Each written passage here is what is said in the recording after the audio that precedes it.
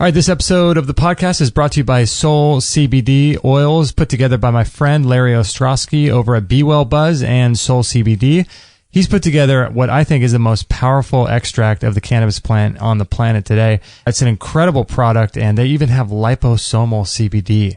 Now, CBD is legal in all 50 states because it doesn't contain any of the psychoactive components of the cannabis plant. So it is completely legal, and CBD is the most powerful plant on the planet. People use it, as you guys know, and we've done a ton of different shows on the power of CBD. So if you guys are interested in using CBD as an extract, as an incredible health product, go check out the videos we have in our store and learn more about the type of CBD that Larry has put together over at Soul CBD. And we're also brought to you by the Rapid Release Pro 2. This is an incredible product that uses high vibrational therapy. In fact, I just used it before the show. I used it to overcome my debilitating back pain, and I use it over my organs. I use it on my face. I use it over all the joints of my body every time I have something going on. If I pull my back during a workout, I use it, like I said, over my organs. It's an incredible tool to have around your house in case you ever get into issues, health issues, or if you get into some structural issues with your body. I love this thing, and I use it every single day before bed and when I stand up and when I use my stand-up desk. It is an incredible machine, and I use it after my workouts to relieve headaches, to release pinched nerves in my back, to get rid of lower back pain, to get rid of trigger points. I'm not sure if it dissolves calcification into joints, but I use it in my joints. I use it to relieve pain from joint injuries. People can use it after surgery to bring increased blood flow to certain organs in the body. It helps to calm sore muscles. It speeds up healing from sore tendons. It breaks up scar tissue. It tightens facial muscles. It's awesome. This thing is incredible. If you guys want to learn more about the Rapid Release, it's being used by chiropractors now all over the nation, and is quickly becoming an incredible tool that you want to look into. So if you guys are interested in the Soul CBD oils or the Rapid Release Pro 2, just go to extremehealthradio.com/524, and they're both available in our store as well.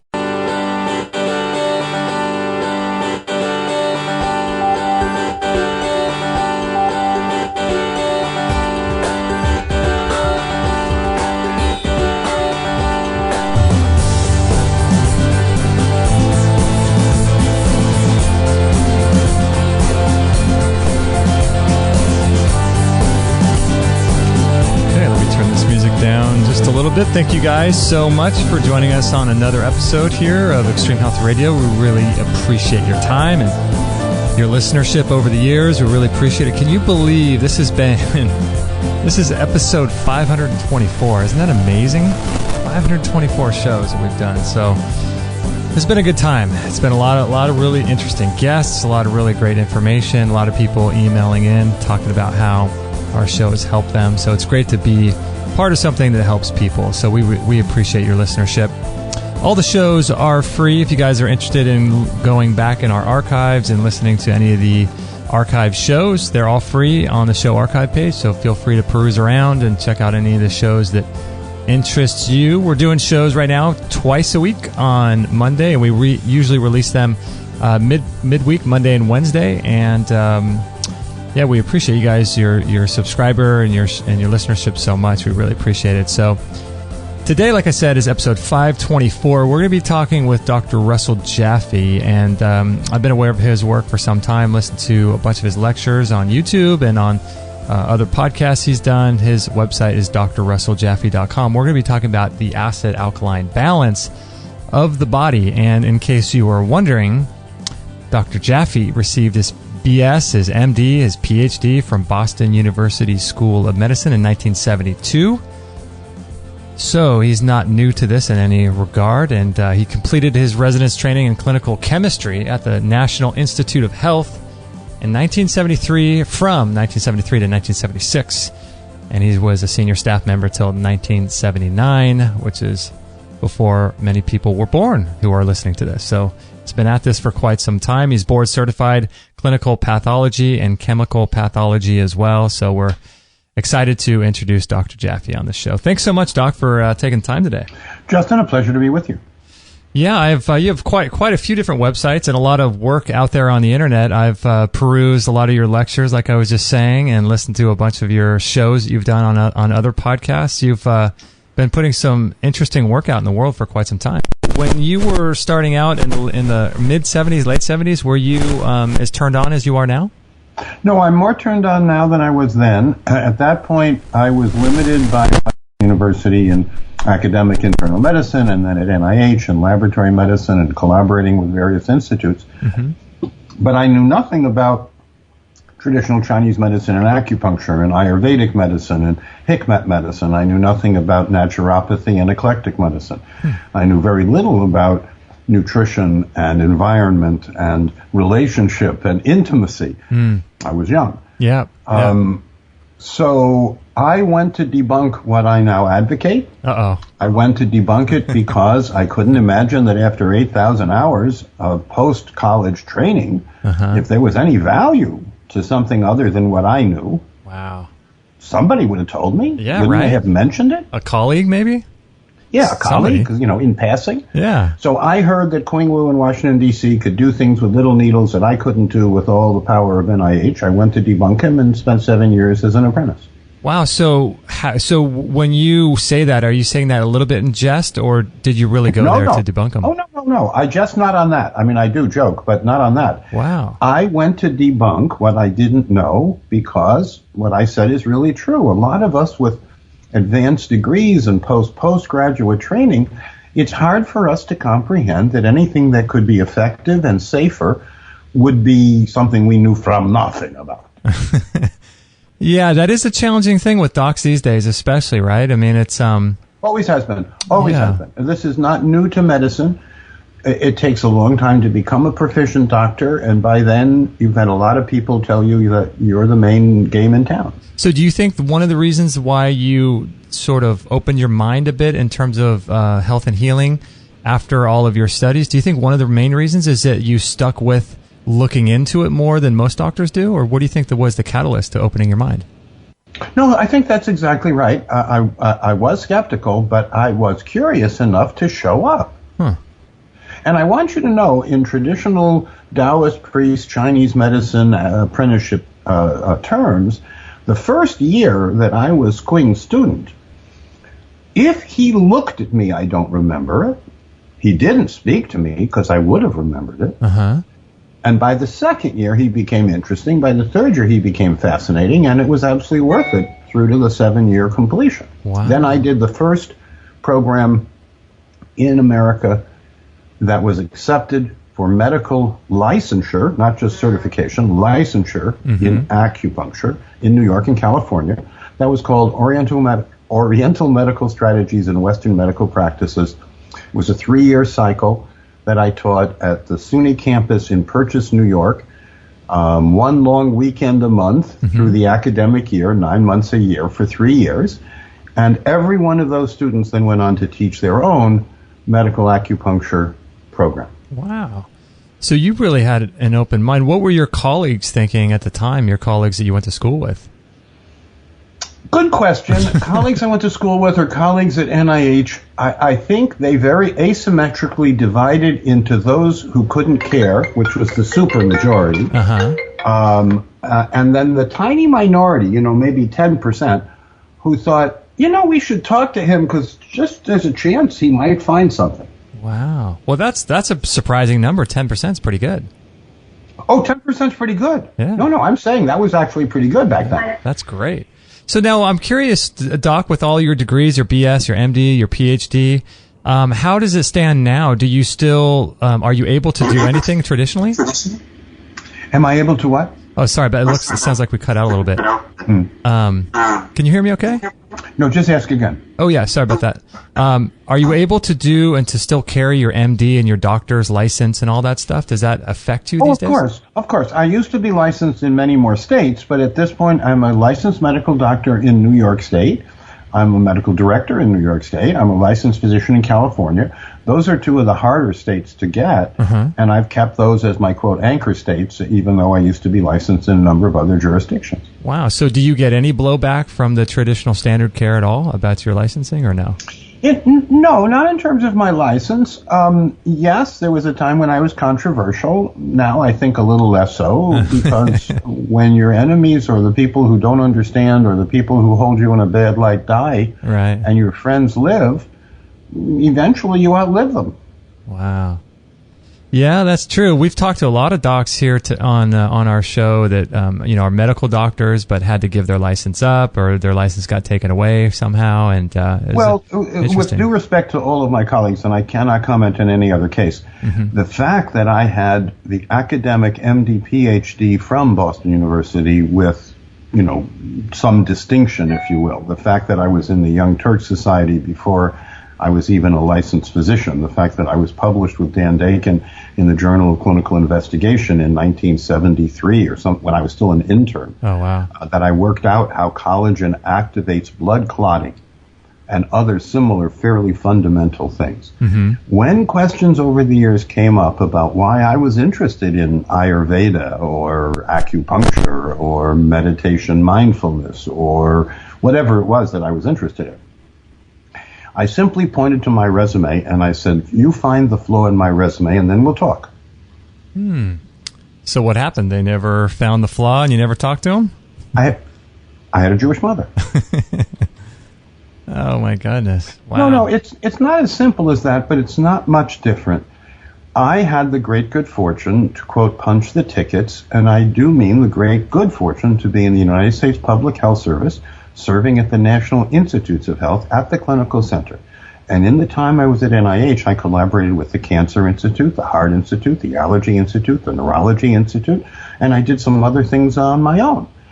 I was clearly standing on the shoulders of others. I was clearly spending a lot of taxpayer money, because those were the days when NIH actually had money. And I think I had the best of the last of NIH.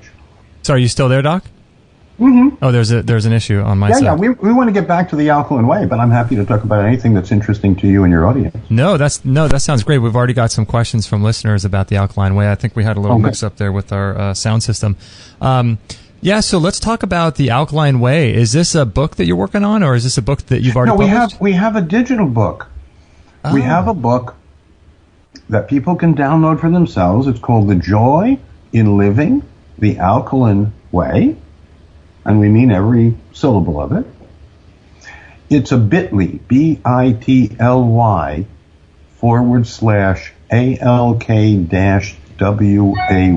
Like, okay. bit.ly is one of these aliases that allow folks like us to give you a big PDF book, and you can download it. Right. Yeah, you can find out what it is. So, and I'd be happy to say that again at the end if folks want.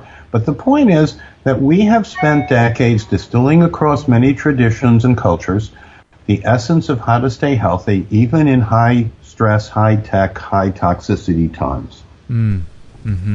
Now, the acid alkaline balance of the body, let's get into that a little bit. So is it as really important as people talk about? Because a lot of times there's a lot of books recently about acid alkaline, alkalize or die, and then there's acidify or die, and then there's people going back and forth and arguing about it. What's your stand on the whole acid alkaline balance? Well, I stand with nature, nurture, and wholeness. I stand with physiology and molecular biochemistry, and what that means is, to paraphrase Albert St. Georgi, a Nobel laureate who was also a mentor of mine, Albert St. Georgi said, the paradox of life, now understand a paradox is a little hard to understand, but we can take it apart and make it understandable. The paradox of life is that cells produce acids, and people have to take minerals, buffering minerals, particularly magnesium, in. And it's hard to get the magnesium in. It tends to run out as fast as it gets in, unless people are in harmony with their nature and willing to be proactive, predictive, protective, and primary prevention in their own behalf. If they are, then they can survive the 21st century, because otherwise you're going to be marinating in a sea of toxins. I don't think that's a shock, but that's the fact. So one of the most important minerals is magnesium then, right? Not one of. It's the forgotten electrolyte. It's nature's calcium channel blocker. It's what protects essential fats from being damaged by oxidation during transport. It buffers and activates the battery of the cell. It allows the cell to be protective rather than defensive. And I could go on. It does a whole lot of things. So what does it do when the cells produce this acid? What does the magnesium do when that cell does that, or when a cell? Well, here's the deal. It's and this is a little technical, but we can take it apart and understand it.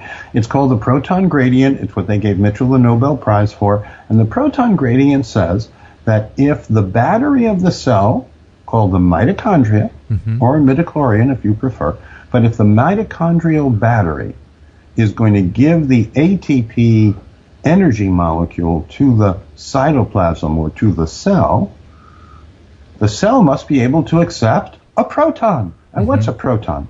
A proton is an acid molecule. So there has to be a proton gradient.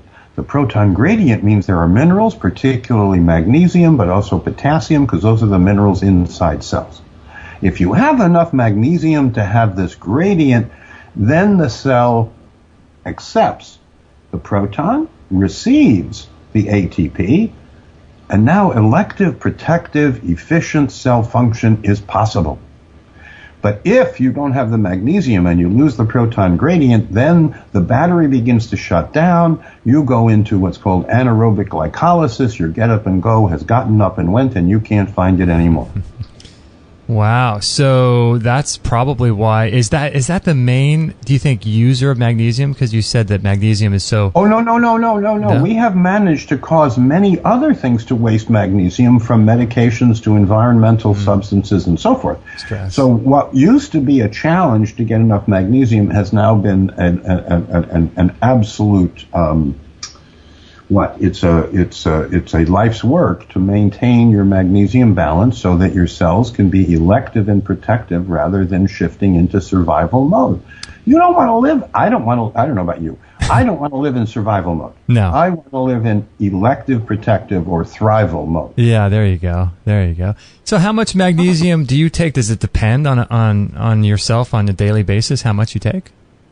Yes, it does. I take 1,320 milligrams of elemental magnesium along with choline citrate, and that's a lot because my diet is on top of that, and I have a magnesium-rich diet. Okay. But that's what keeps me going, and yes, I tend to lose magnesium, so I need a lot more than the average, and I'm not telling anyone else what to do, but you asked me, and I just told you. Mm-hmm.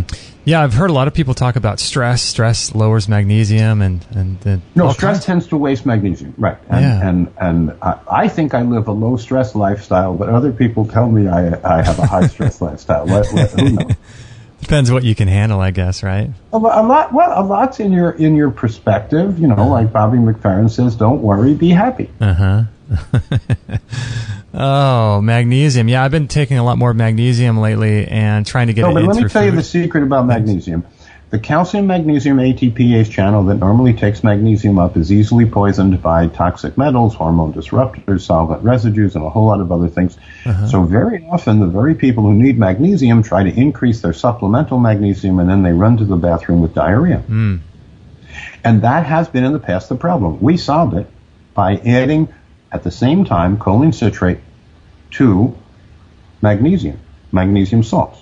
And we use multiple magnesium salts because there are different places in the intestines that prefer to take magnesium up. But you make an inverted micellar nanodroplet. It's a little technical, but you make the ability to take magnesium up and chaperone delivery to the cells that are hungry for it, even though the normal pathway, the calcium-magnesium ATPase system, is inhibited. Interesting. So you combine it with, what did you say, choline? Choline citrate, and the nation is deficient in choline. Choline becomes the soothing neurotransmitter acetylcholine. It helps the liver get rid of bile. It makes it more soluble. It makes it more easy for the liver to get toxins out. And choline itself balances out inositol at the cell membrane. So it's a really important molecule that almost everyone in America is deficient. Is it possible to eat choline-rich foods? Are there foods that are rich in choline? There are choline-rich foods. I'd be happy to talk about that, although you're going to end up eating an awful lot of them. And the other form of choline, the choline bitartrate in supplements, is never ever to be used for a lot of reasons. Oh. But choline-rich foods would include seeds and nuts and sprouts, and you can have as much of that as you want. Oh, really? Are nuts okay for people, do you think? Or are they too heavy, or what do you think? Well, you asked me about choline. You didn't ask me about nutrition. Yeah, isn't it interesting? Because some things could be good for some purposes and bad for other purposes, right? Yeah. Everything in balance, including moderation. Yeah. I tell you what, I've been doing a lot of sprouts lately. I've been loving sprouts. Good. They love you too. And sprouts are very alkalinizing? As long as you don't have an immune reaction to them. Ah, okay. What would happen if you had a immune reaction? Well, it wouldn't be alkaline anymore? These are delayed immune reactions. These are T and B cell reactions. These are antibody or T cell, which is non-antibody but still immune.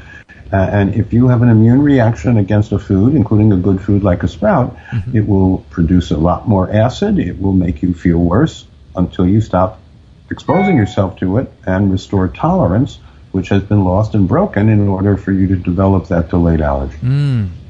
You know, it's interesting looking at the diets of people, standard American diets, people around the world. It's heavily acidic, isn't it? Well, first of all, the standard American diet is SAD. Do you understand that? Right. The first three letters, standard American diet, is SAD.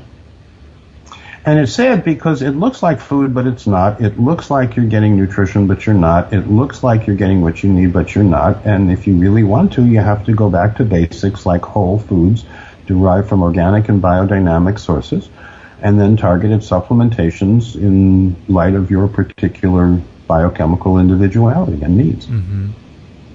Yeah, I remember somebody talking about like the average hamburger and the bun and the meat and the fries, everything is basically acidic, isn't it? Like on these. Yes. If you go for fast foods, you are fast going to illness because you're going to disable the battery. You're going to shift into survival mode. You're going to become more stale. You're going to have less restorative sleep. You're just going to kind of feel like what people call proverbial dog poop. Yeah. I don't recommend that. No, not at all. That's not good. And fast food is so easy for people. It's a choice. Yeah, that's the problem is it's so easy and it tastes so good. Well, it tastes so good, especially if as a child you were addicted to those kinds of artificial this, that, and the other thing, from artificial sweeteners to high fructose corn syrup to restructured foods to what have you. My children happened to grow up on whole foods. When they went to their friends' parties and were given cake or cookies, they would take a nibble, find them too sharp because of the added sugar, and politely put them back because they didn't want any more. Now, ice cream was the exception. I'm pretty sure that they would have taken as much ice cream as you would give them, so we rationed that. But other than that, we had pretty healthy kids who really liked whole foods. Yeah. So what's happening in people's bodies when they consume a diet that's so acidic as it is? When you consume a standard American diet, which is high in acid-forming foods, you strip out the minerals from the cells. This is the magnesium and other minerals from the cells, and then the cells shift from healthy, elective, protective, vibrant, energy-rich states where ATP to ADP is 100 to 1. The cell now shifts into survival mode, where the battery begins to shut down. You no longer are efficient in translating your DNA. Your proteins are not efficiently made. In fact, a lot of it has to be recycled, which is very burdensome on the cell. And you are chronically deficient in repair. That's called inflammation. You're at risk of autoimmune disease, from thyroiditis to all of the other things that end in itis. And as Uwe Reinhardt, the Princeton health economist, points out, at the current trend, in just one more generation, everyone will be in a hospital bed taking care of the person next to them, and no one will be working or paying taxes. Wow. We don't think that's sustainable, and we think there are better choices, and we would like to advocate for a sustainable, healthy society rather than a progressively sicker society. Now, how long, if someone eats a very acidic diet, like a standard American diet, like you said, I did that until I was 27, back around 2000, and I wonder sometimes if someone eats that way for, 30, 40 years, do you think there's permanent damage done, or is there a way for that to be corrected, do you think? Very important question, and I can answer indirectly, but I hope it'll be satisfying. No part of you is more than 10 years old, and that's your bones. Okay. Large blood vessels and joints, 7 years, and much of you is new in the last few months. So the good news, and this is true whether you were a cigarette smoker, or you took a lot of sugar in, or a lot of artificial sweeteners, or there's a lot of good information that if you synthesize the hundreds or thousands of articles that we have the privilege of synthesizing, you come to the conclusion that if you did things differently than was generally recommended, you could actually not only be healthy, but thrive, and the next generation could be healthier yet. But if you follow the misunderstandings of what we could call the mechanistic, reductionistic, Descartesian mistake, then you're really in trouble, because you're looking for magic bullet solutions rather than enhancing physiology. Mm-hmm. You're looking for the use of nutrients as drugs and medications when they actually are team members, and when used in balance and together, they are really quite remarkable. But when you reduce them to synthetic workalikes that don't work, then people like me say don't do that. Mm-hmm.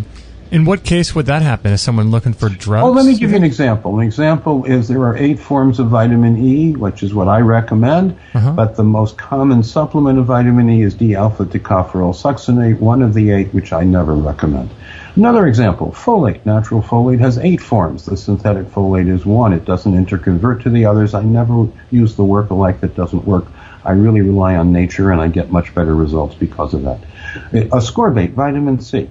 Ours is triple recrystallized under a nitrogen blanket, so it isn't oxidized and damaged, and then it is fully buffered and fully reduced, so it's nature's form of ascorbates, vitamin C. When you do that, you have a very high safety to beneficial relationship. When you don't do that, you're playing roulette. Oh, I see. So that's why a lot of people have issues with supplements, because maybe these things aren't created correctly, really.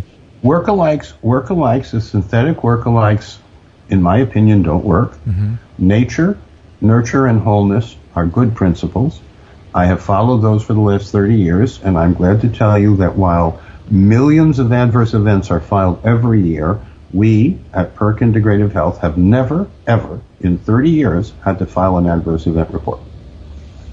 How is that spelled or pronounced, an adverse what report? PERQUE is the company, Perk Integrative Health. And adverse event report, AER, you can look it up on the internet as adverse event report or as AER, and you'll find that for pharmaceuticals there are many tens of millions of adverse events every year. For nutritionals, for supplements, there are millions, and our Perk Integrative Health, our Perk brand, and Perk unique approach to safety, efficacy, and science, we've never filed an adverse event report. That is fascinating. We have a listener question here from Kathy. Sure. I told people that you'd be on, and she says, it would be interesting what pH your urine should have on an alkaline diet, and maybe how the urine should taste. I do urine therapy, so this stuff is quite normal for me. Thank you for asking. Well, with regard to the pH, where I can talk with more knowledge, the healthy goal range is 6.5 to 7.5. You want to use a Hydrion, Hydrion, Hydrion high contrast pH paper with a range of 5.5 to 8. That allows you to distinguish small changes. You want to be in the green, 6.5 to 7.5 range. You don't want to be in the yellow 2 acid range. That will wear you down. You don't want to be in the blue 2 alkaline range. That's catabolic, and that'll wear you out. So you want to be in the middle. It's a kind of Goldilocks scenario, and the healthy range is 6.5 to 7.5. So, in regard to the meaning of taste of the urine, you're beyond my experience. Yeah, I do urine therapy myself every morning, but I understand urine therapy. Yeah. I have, just for the whatever reason, was guided by a really remarkable woman for 2 or 3 days, drink my morning urine to get a double dose of something that she thought was concentrated in the urine. And other than thinking of urine as yucky, it isn't. It's my urine, and it's fresh, and it wasn't terribly appetizing, I must tell you. Yeah, but I really don't have a lot of experience, and so I really can't say much more. Yeah, I hear you. Okay, so you said 6.5 to 7.5, 6.5 to 7.5 is the healthy range. What that means is, if overnight you produce a little extra acid and that's put in your blood, and from there it goes into your urine, sweat, and stool, so you're instead of at the 7 midpoint or a little above the 7 midpoint, you're a little below the midpoint, that's still okay. You want to get that acid out of you. If you're below 6.5, that's too much acid, too little magnesium in the cells. If you're above 7.5, that's probably catabolic, and you don't want to be tearing yourself down that way. So what about the people that they'll say things like, well, you should be acid in the morning because your body's dumping acid all night long. Is that true? Or? No. No. Well, please understand what I said before is what I meant. If there's a little extra acid, so you're below 7 but above 6.5, that's okay. But if you're producing too much acid, that's too much. And the people who don't understand that just don't understand physiology. What else can I say? Okay, another question. I'm trying to be clear. We don't have a lot of time, and I'm in no way trying to be disrespectful of different points of view. Right. But I'm a biochemist, physiologist, cross trained, and on some of these issues, it's not a matter of opinion. It's a matter of knowing what is true. Now, but then there's a lot of other areas where nobody knows enough, and then opinions do matter because we just don't know enough. I want to ask you about some of the different organ systems in the body, but we have another question here from Christine, and she says, taking alkalinizing baths every day since cancer diagnosis, sounds like she got diagnosed with cancer, triple-negative breast cancer. Do they work? 2 cups of Epsom salt or sea salt and 1 cup baking soda for about 40 minutes. Also, are oranges alkalinizing or acidic? I've heard both. What about orange juice? The same question. Yeah. No, thank you, ma'am, for both of those questions. The first question, the baths. We do recommend salt and soda, which means Epsom salts and baking soda. My recommendation is 1 cup of each, 1 cup of Epsom salts, 1 cup of baking soda, in a warm but not hot tub of water. And I think she said 40 minutes. I recommend 20. I think 20 is enough.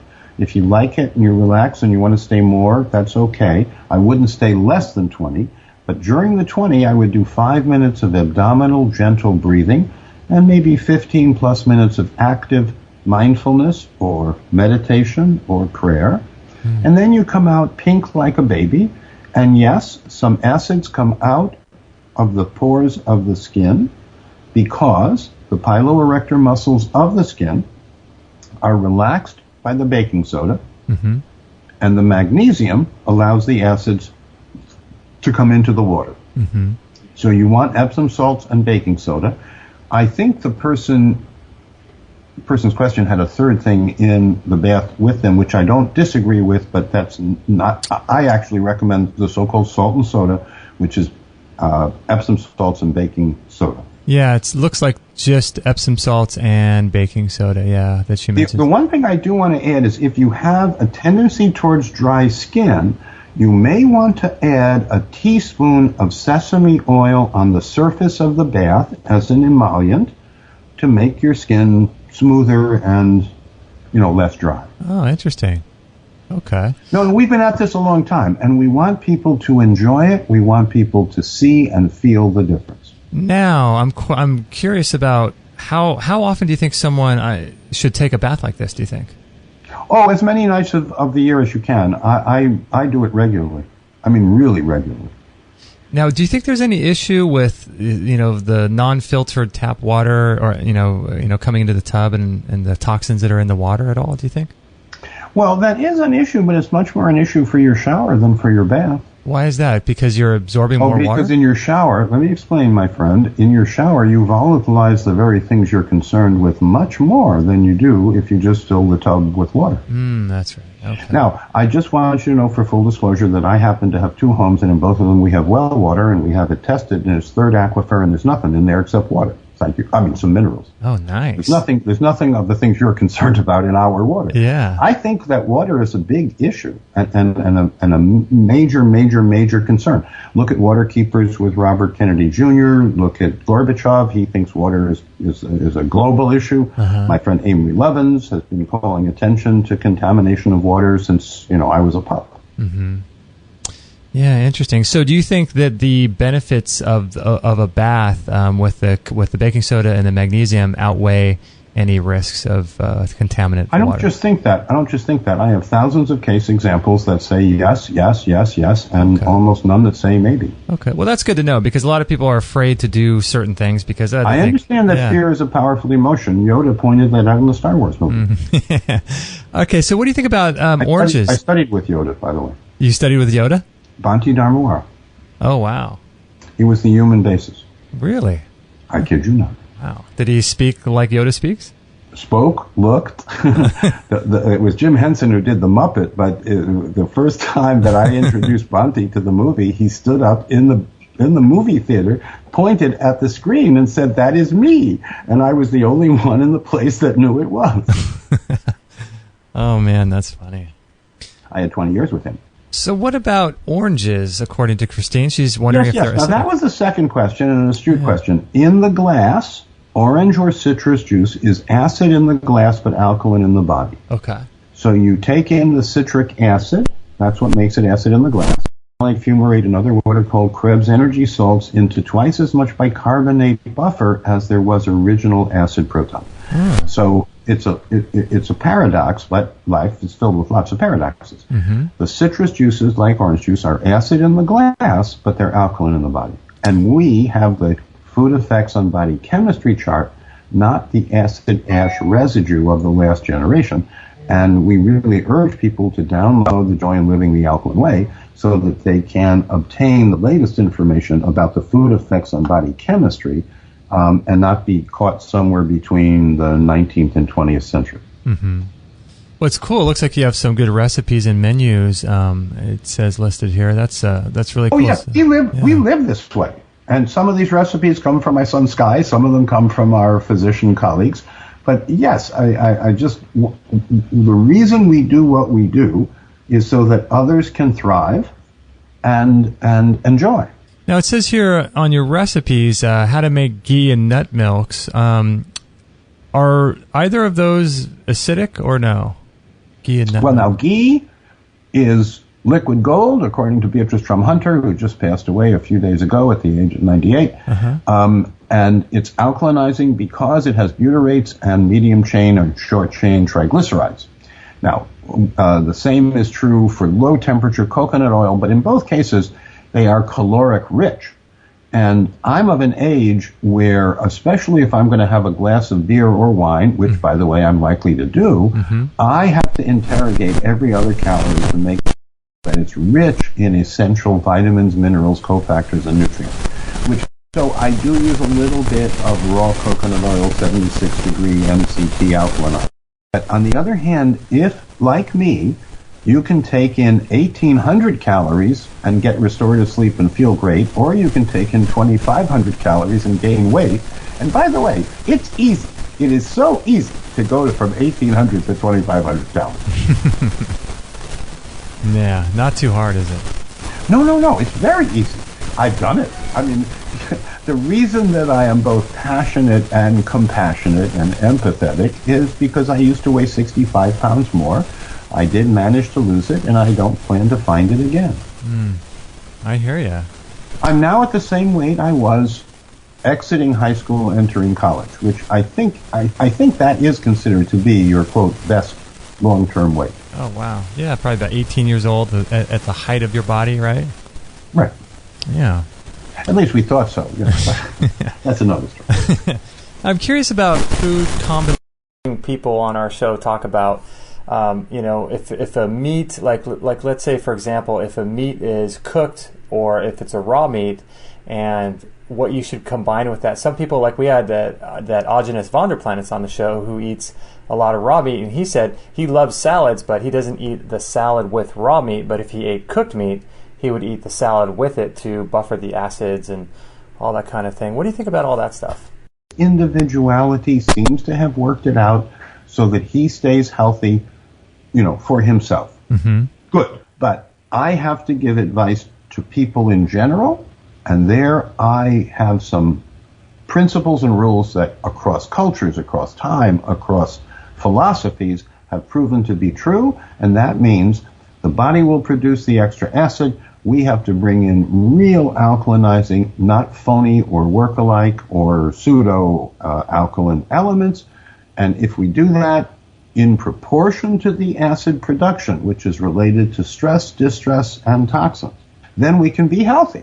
But the more toxins we're exposed to, the more distress we have. The more we're poorly adapted rather than well adapted to our environment, the more acids we're going to produce.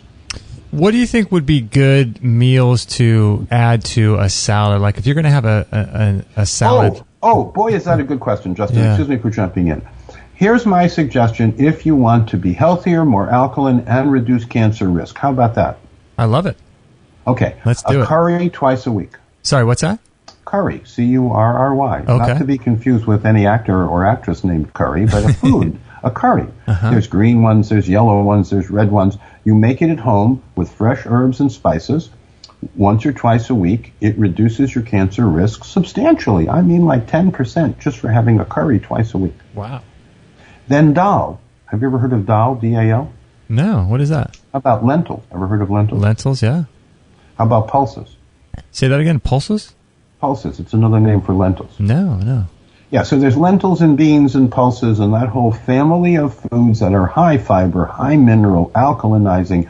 They're simple, like beans. But how about the white cannelli beans, or how about the red kidney beans, or how about the black beans, or how about some other beans? There's lots of beans, lima beans.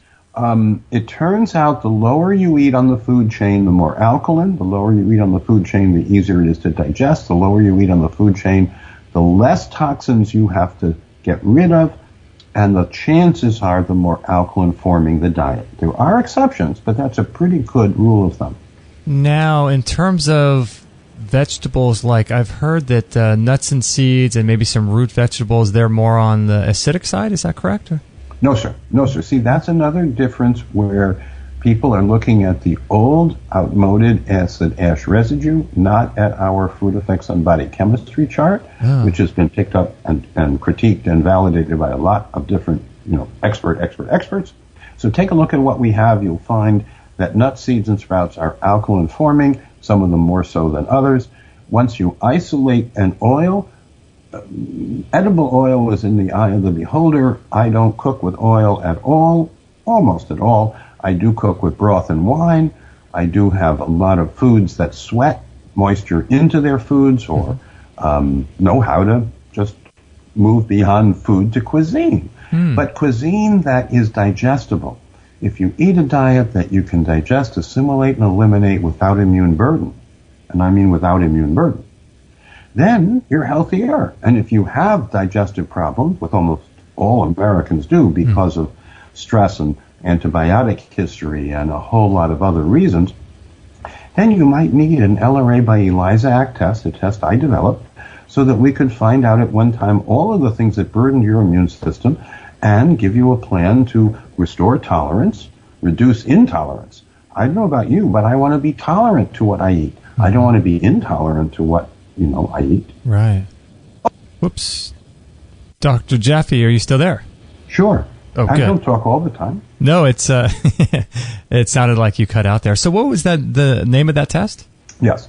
It's the LRA, Lymphocyte Response Assay, LRA, by ELISA Act, ELISA/ACT. But all you really need is LRA and Jaffe. It'll come up. Oh, interesting. LRA, Lymphocyte Response Assay. This means a functional test of immune tolerance and intolerance. And on just 1 ounce of blood, we can do hundreds of cell cultures and find out what foods, chemicals, medicines, toxins, environmentals you react to, so that we can restore tolerance in a systematic way over a few months. Now, how would someone get in contact with you to do that blood test? Well, ELISA Act, ELISAACT.com for professionals, betterlabtestsnow.com for consumers, And folks who just want to start with the free download of The Joy in Living the Alkaline Way, it is bit.ly/alkaline-way.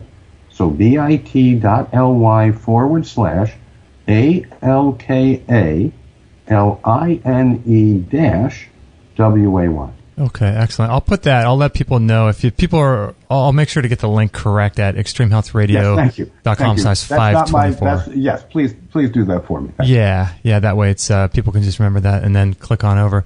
Now I was curious in terms of acid alkaline balance. I've heard some people say things like, they'll have an acid meal and they'll know they're having an acid meal, so their next meal they'll do an alkaline meal. Do you recommend doing that or doing a nice balance at each meal? No, that's another very good question, a common question. What I say is at any given moment you should do what you want, but on balance it should be alkaline forming. So if you want to go out every once in a while and have a pizza followed by an ice cream sundae, I will not stop you. But if you do that too often, I will inform you that it's not a good idea.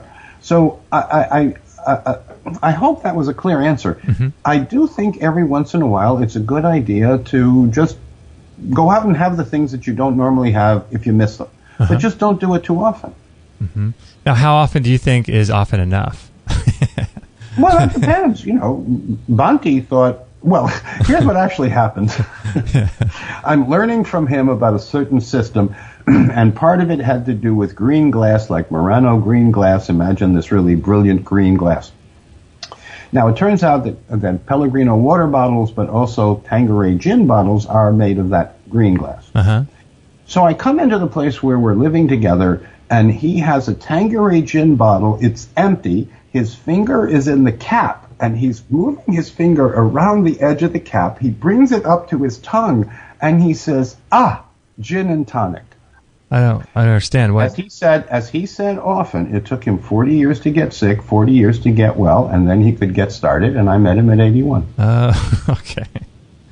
How bizarre. Wow. No. He decoded a color healing, non-invasive system that the Buddha had taught that was practiced for 500 years, lost for 2,000 years, and he figured it out. And I thought anyone who could do that is pretty interesting. Jeez, right? Wow. How long did he live till? 110. 110. Wow. 2019 will be the 20th anniversary of his passing. Wow. There was a guy that was 117 or 16, a raw foodist guy. He just passed away a couple months ago. Did you hear about this guy? Yes. There was Swami Bua, a yogi who might have been over 120. Wow. There are people who appear to show that 120 is possible, but you got to work at it. Mm-hmm. Yeah, this guy that I was talking about, Bernardo Lapallo, I think his name was, and I know, but his is not proven. His is not proven. It might be true. Okay, yeah. Proven. He was a big raw food guy and from Brazil. Absolutely. No, absolutely. And he certainly was, if you will, vibrant near the end of his life, and I think that's important too. Oh gosh, yeah. Yeah, you don't want to be in a hospital bed your whole last 20 years of your life. No, not me. No, thank you. Me stay home. Now, how long have you been following this particular diet for yourself? Well, since I really became Banti's student, so that's 35 years. Wow. So it's really working for you. Well, the fact that by most lab tests I come out between 35 and 40 is not a bad deal. And when he was 96 and then 108, we tested him twice, 96, 108. Both times he came out functioning between 35 and 40 on most tests. Wow. We put all the data in front of him. He looked at me and he said, 40? That's a good age. Not too shabby. So do you yourself... No. He used words with exquisite refinement. And he was proficient in 9 languages, including Pali. Outranked the Dalai Lama. Wow. Now, do you eat any meats yourself? Do you do animal products? Or no? I do. Occasionally, my body says lamb chops. Or something like that. And they're free range, they volunteered, they're glatt kosher, they're halal, but it's still meat. And by the way, it's omega-3 rich meat because they were never siloed, they never ate corn. No self-respecting animal eats corn. No. Yeah, I was going to say or human, but Well, we have to take a lesson from this. Yeah, it's fascinating. So in your book, you talk about detox and cleanse. That was the next sort of thing I wanted to talk to you about. What are your thoughts on detoxification cleansing? Well, we are marinating in a sea of toxic substances, solvent residues, toxic metals, hormone-disrupting, persisting pollutants, mold products, and radioisotopes, so we better get them out of us, otherwise they're going to kill us. Right. So what are some of the best ways? You just have to stop being in denial about it. Mm-hmm. Yeah, I mean, I read recently somewhere Texas is one of the most toxic states in terms of air quality. Well, 93% of people's time is spent indoors. Whatever you think about the outdoor air, the indoor air is worse. I had the privilege of doing the first indoor environmental quality report for the state of California Department of Consumer Affairs. It's called Clean Your Room under Richard Spohn. That would have been about 1982. 19 topics that urgently needed solutions, and we proposed solutions, and by the way, they still urgently need solutions. Yeah, indoor air quality is really, really bad. What do you suggest? People get air purifiers and filters and things? Well, you certainly can do that. That's an option. What I do is I live in places where we open up the house and we mostly have fresh air inside and outside. Yeah, it's a big deal. I mean, I've been trying to do my best to spend more time outdoors because of that reason. I mean, it's... Definitely. Spend time outdoors with your shoes off, walking on the earth with green around you or colorful, fragrant flowers. I happen to have a permaculture biodynamic food forest in my front yard. It's now 6 years old, courtesy of my son Sky. Wow. 250 edible plants in a little more than a quarter of an acre. On the hillside, we happen to have fragrant plants because there's a breeze coming up the hillside, and I prefer honeysuckle and osmanthus fragrans and lilacs and so forth. Wow! So you get a lot of your plants, a lot of your salads and stuff come from your own garden. That's amazing.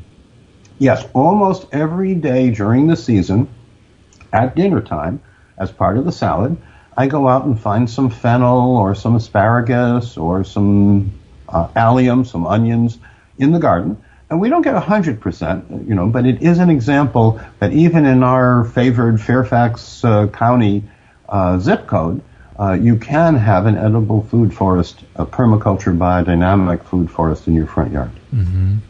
Yeah, wasn't there some issues with that? People being sued for having that in their front yard instead of their back? I have vaguely heard about that. Yeah. I've never had, we had some misunderstanding with our neighbors, but once they saw what was happening and they saw how healthy the plants were and we gave them examples and produce from it, we won them over. So we have had no difficulties, not with our neighbors on that. But yes, I think misunderstandings abound, and when people misunderstand, they can, sometimes react first and think second. Now, I'd be remiss if I didn't talk to you about breathing and alkalinity. A lot of people have said that one of the quickest ways to alkalinize your body is through breath, and I know you have a whole part in your book, Balance Your Mind-Body Connection. What are your thoughts about breath work and staying positive and all this kind of stuff? Well, I agree with Bobby McFerrin in regard to don't worry, be happy. But aside from that, I can tell you that your breath has to do with CO2, carbon dioxide, and bicarbonate, and that's regulated by an enzyme or a catalyst called carbonic anhydrase. And yes, you can hyperventilate. Yes, you can hypoventilate. But no, your pH has nothing to do with that. So your pH has nothing to do, so you're talking about blood pH? Not just the blood pH, because that you can. You can influence the blood pH if you hyperventilate. You can influence the blood pH if you hypoventilate. Okay. But the question is the cellular pH, which ignores that. That's an epiphenomenon. Okay. Interesting. So now what are your thoughts about the different... It's a small but important point.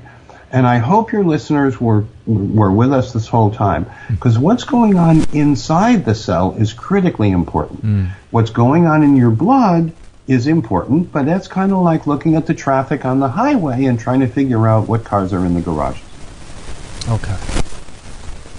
So you want to make sure you understand what's happening inside the cell. So should every cell have the same pH on the inside? No. Very good point. Different cells have different set points, but they all need antioxidants to be protected from oxidative damage. They all need buffering minerals, some different amounts, and some have slightly different alkalinities. But all cells are healthier when they're at their alkaline balanced pH. So how do we know? No cells are ever healthy when they're below 7 in acid. And I had the privilege of taking a diabetic in ketoacidosis with a pH of 6.79 and saving that patient. Wow. His blood pH was 6.79. That was called goodbye. Whoa. Wow. That was his arterial pH, not his venous pH, arterial pH. And fortunately, because what often happened in those days was we pushed too much too fast and we pushed them from one extreme to another and they still died. But the fact that that patient walked out of the hospital was something noteworthy in my day. Oh my gosh, that's nuts. So what about the different organs of the body? Do they all need to be a different pH as well?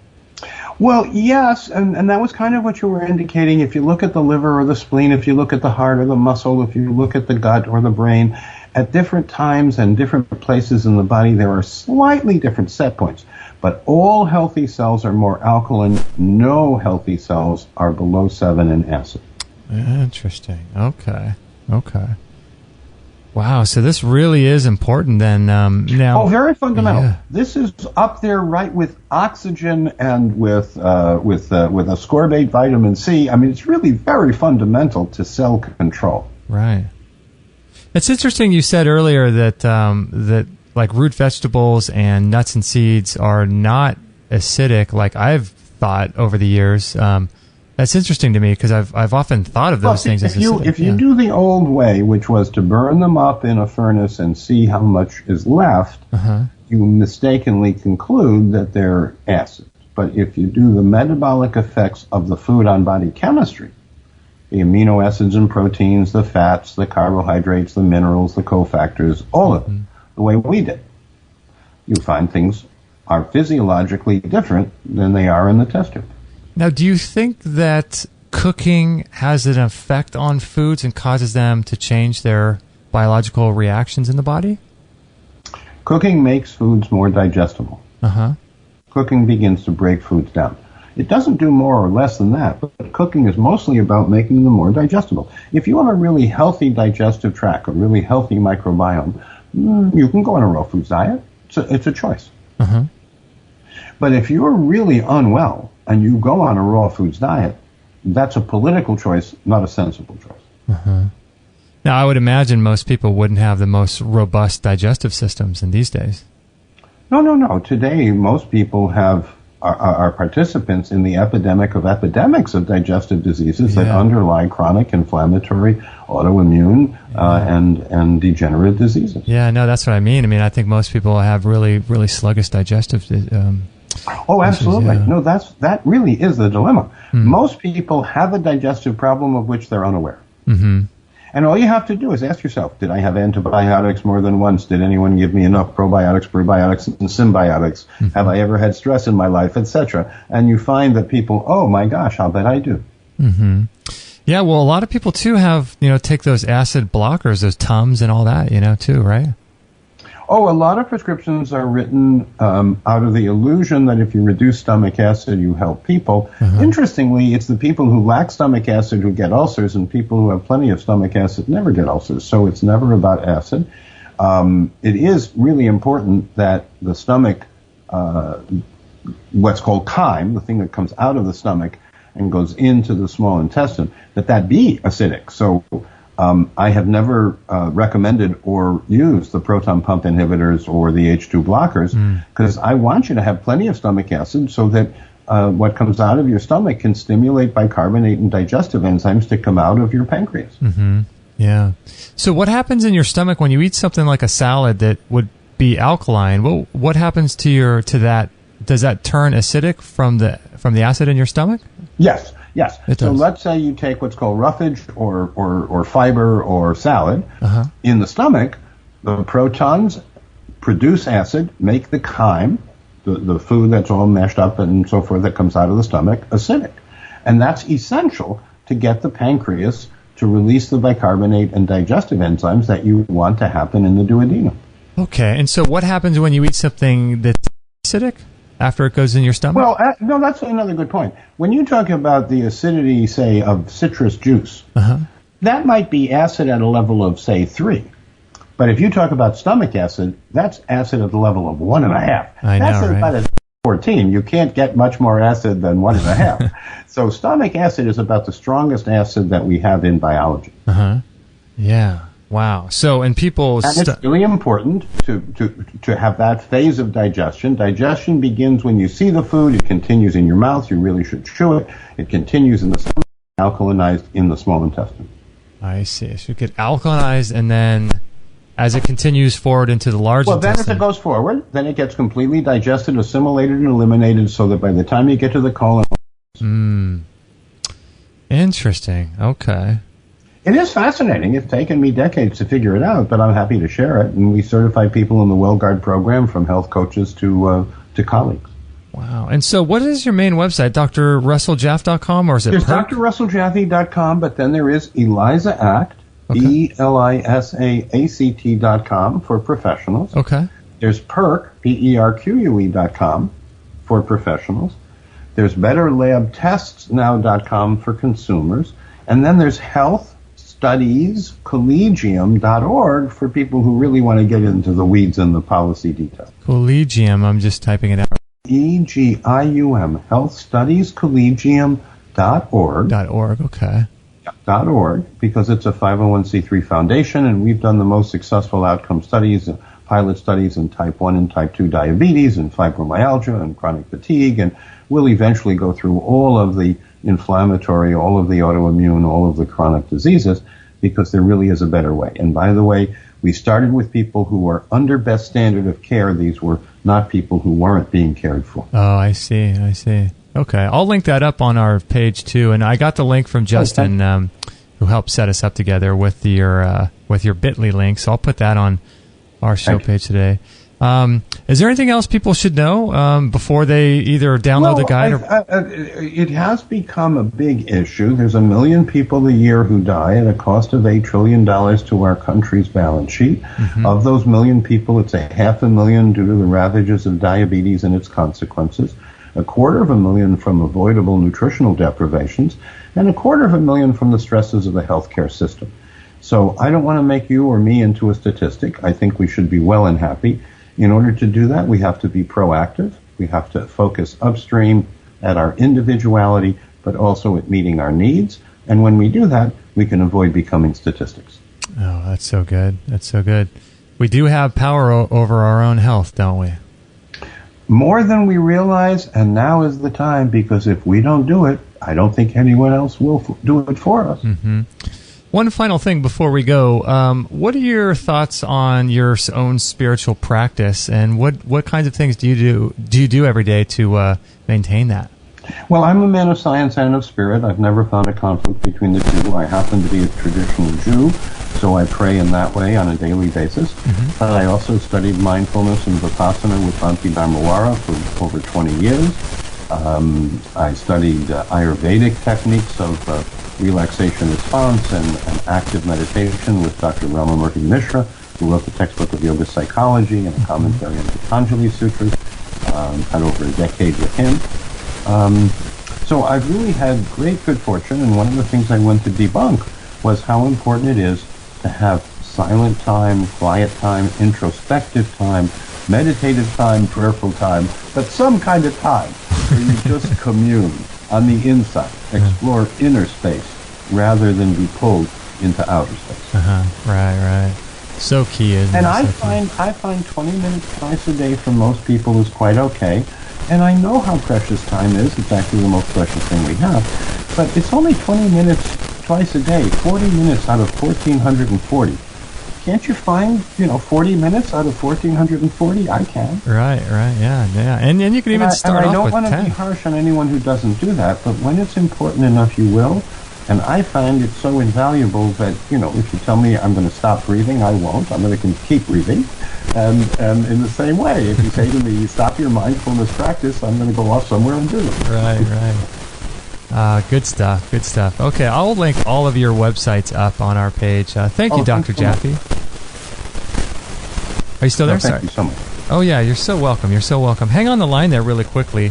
I just want to let everyone know, if you guys are is we'll link all those sites up at extremehealthradio.com/524, and we will put the links there so that if you're listening to this on the go, which most people do, most people drive around or they're listening as they're working out or driving to work, we'll make that easily available to you at extremehealthradio.com/524. So we thank you guys for listening and being a part of everything we have going on. And please share this show with your friends too, if you think they'll be interested. I know Dr. Jaffe and I would both appreciate that. So please share this show, and we appreciate you guys so much. Thank you very much.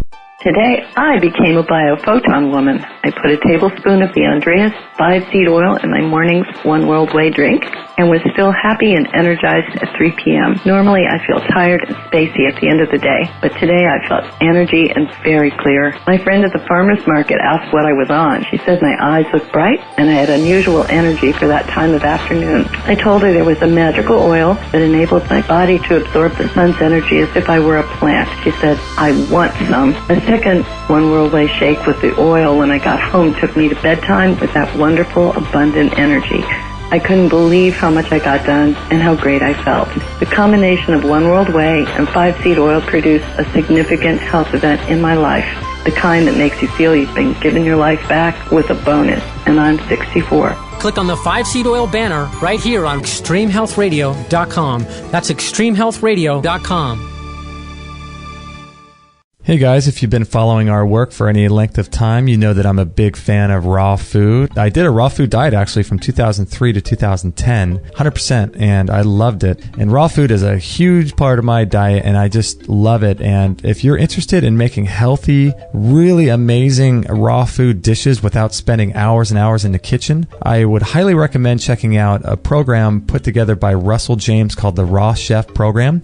You could check it out at extremehealthradio.com/raw chef. And I have to say, it's absolutely incredible. I have it, and it's got hundreds of hours of video, professionally done video, along with workbooks and PDF files. And he walks you through how to make the most amazing, delicious raw food meals that don't take forever. Everything from mock pizzas and pasta to ice cream to cheese to fluffy bread, if you can imagine it. It's incredible. So I highly recommend you checking it out. It's you can check it out at extremehealthradio.com/raw chef. And I think you are absolutely going to love this program. So check it out now. All right, there you go. Episode 524 with Dr. Russell Jaffe. Thank you guys for joining us. Really appreciate it. That was a lot of fun. Hopefully you guys got some good information. And I do apologize. We had a ton more questions on Facebook, and I can't get to them. My computer crashed. It didn't crash, but my browsers crashed, and I couldn't get to Facebook. Testing 1, 2, 3. Yeah, how weird. This video recorder just stopped recording. I hope it didn't do that during the show. Well, hopefully not. In any event, I will. I'll link everything up on the show page itself, and hopefully everything is just amazing. If you have any questions, please let us know. We're also. I just want to let you know, autoimmune disease. We're going to go through all the organs of your body, and we're going to be doing Q&As once your questions.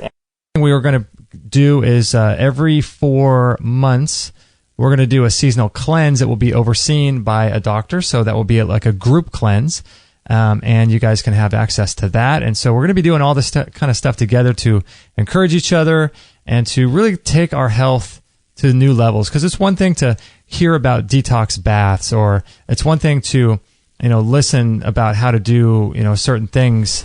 But it's another thing to actually get the instructions and put it into practice each other and all that kind of stuff. So we're really excited about the Academy. So if you guys are interested in that, we'll put a link on extremehealthradio.com/5 for all your support, sharing our shows, for your iTunes review. Realize iTunes is one of the main ways people find new podcasts. So get that. For rating, reviewing, subscribing on iTunes. That really helps. Thank you for your support, buying through our Amazon link. You guys are amazing. Thank you for your monthly support. A lot of people are donating every single month, a couple bucks, so we appreciate that. It all helps to pay the bills and to pay all the software and to pay our rent here in our house and to pay for our dog's food, so we appreciate your help a lot. Stay tuned. We have a Free For All Friday show coming up. I will be posting that pretty soon, so you can stay tuned for that. That'll be episode 525. I take a bunch of listener questions and go over lots of really cool things there. So Make sure to stay up to date with our shows and everything we have going on. Let me just say one cool show's coming up. Dr. Gerald Pollack, we'll be talking with him about the 4th phase of water. I'm not sure what number those shows are going to be, but they will be after episode 524, which is this one. And then we have I think it's Dr. Susan Chan. We'll be talking about healing Lyme disease with Mother Nature's common sense remedies.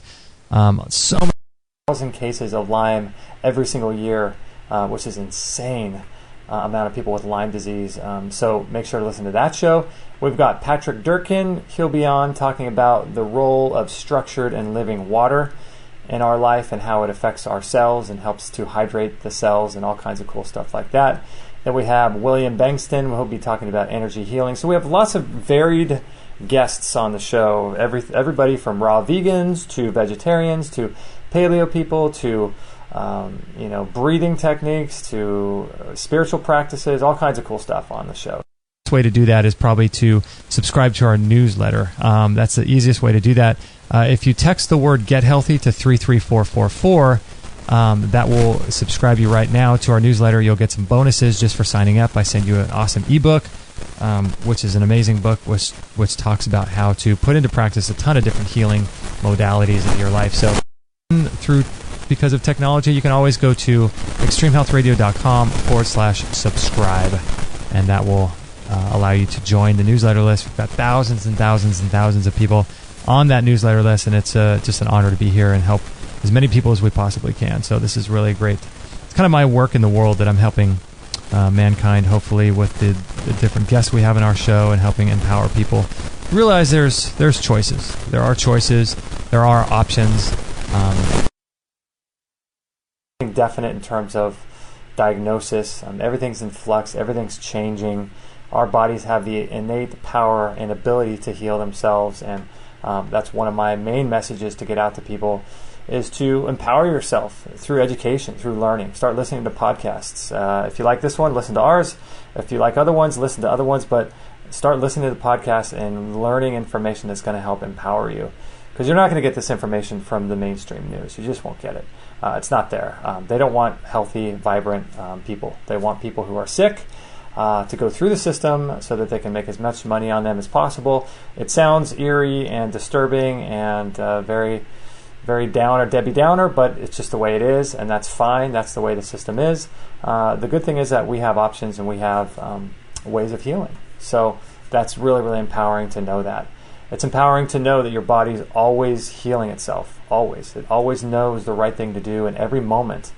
And we don't need to go to some outside doctor to give us a diagnosis that we then become a slave to. Our body has an inherent and innate wisdom to heal itself. And the power to heal is yours. So that's our message. That's what we're trying to do. So if you're interested in the Academy, you want to dive further, or if you just want to check out some of the products in our store, you'll see that at the top of our website. There's a link to the store. All these things are designed to help empower you to heal. So we appreciate you guys so much. We love you guys. Thanks for being a part of what we do, and we'll catch you guys on the next show. No material on this blog is intended to suggest that you should not seek professional medical care. Always work with qualified medical professionals, even if you educate yourself in the field of live food, nutrition, and alternative medicine. I'm not a doctor, nor am I offering readers medical advice of any kind. None of the information offered here should be interpreted as a diagnosis of any disease, nor an attempt to treat or prevent any disease or condition. While information in this blog is discussed in the context of numerous conditions, it can be dangerous to take action based on any information in this blog or to start any health program without first consulting a health professional. The content found